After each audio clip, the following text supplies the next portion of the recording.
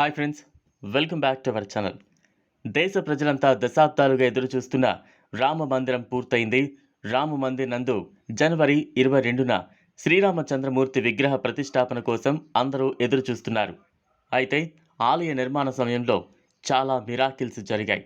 అవి చూసి విదేశీ శాస్త్రవేత్తలు కూడా ఆశ్చర్యపోయారు. అటువంటి సంఘటనను ఇవాల్టి వీడియోలో చూద్దాం.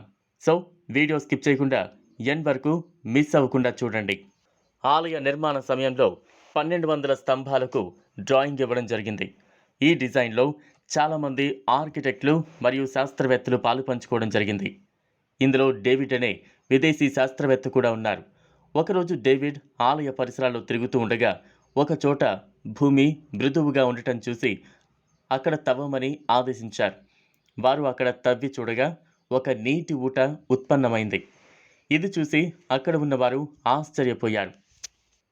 తర్వాత వారు ఆ నీటిని తీసుకువెళ్లి పరీక్షించగా ఈ నీరు సమీపంలో ప్రవహిస్తున్న సరియు నది నీరు అని తెలిసింది. స్వయంగా ఆ సరియు మాత ఆలయ నిర్మాణానికి తన వంతుగా వచ్చింది అనుకున్నారు. కానీ కమిటీలోని అందరికీ ఒక భయం పట్టుకుంది. ఎందుకంటే భూమి పై పొరల్లోనే నీరు ఉంటే ఆలయం యొక్క దృఢత్వం దెబ్బతింటుంది. కాబట్టి ఈ జలధార సరైన సమయంలో ఆగకపోతే ఆలయ నిర్మాణం ముందుకు సాగదు. దీంతో అందరూ విచారంలో మునిగిపోయారు. ఇక అందరూ ఆ దేవదేవుని మీద భారం వేసి ఆ తర్వాత రోజు మళ్ళీ ఆ పరిసరాల్లో తవ్వకాలు జరపగా ఆ జలధార ఆగిపోయింది. అందరి కళ్ళల్లోనూ ఆశ్చర్యం. ఆలయ నిర్మాణం సజావుగా సాగడానికి స్వయంగా ఆ శ్రీరాముడే ఈ విధంగా మార్గం చూపాడు అని అందరూ అనుకున్నారు. ఇక ఆ తరువాత నిర్మాణం నిరాటంకంగా కొనసాగింది. మన స్వప్నం నెరవేరింది. ఇలాంటి విషయాలు తెలుసుకున్నప్పుడే భగవంతుని మహిమ మనకు అర్థమవుతుంది.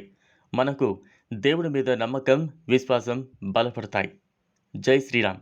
చూసారు కదా, ఇది వాళ్ళ వీడియో. ఇలాంటి ఇంట్రెస్టింగ్ విషయాలు ఇంకా తెలుసుకోవాలంటే దానికి మీరు చేయాల్సిందల్లా మా ఛానల్ను సబ్స్క్రైబ్ చేసుకోవడమే. అలానే ఈ వీడియో కనుక మీకు నచ్చినట్టయితే do like, share and subscribe. Thanks for watching.